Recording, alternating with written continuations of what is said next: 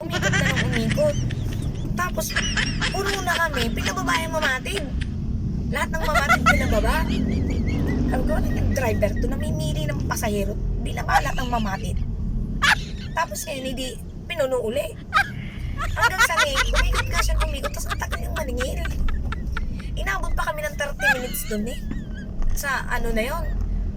Tapos, di umikot na. Ando na sa may parking. Saan ka tumigil? Sabi ko gano'n. Umihi. Ganong 30 minutes ang kalikot ng kalikot. Tapos, iihi pa pala siya. Umihi doon sa bakanting lote dines, tapat ng parking. Di andar na. Maya-maya ka na.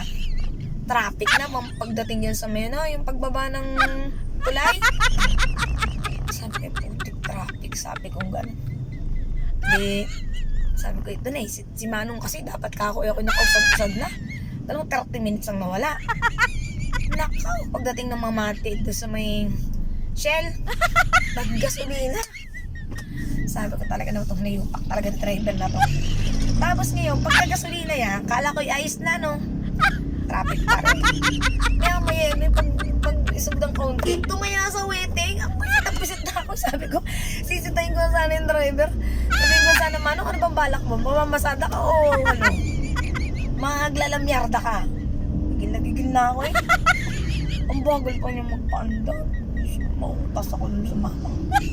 Alam mo, gusto ko nakapagdating dyan. Kala ko maliliit pa ako. 35 na.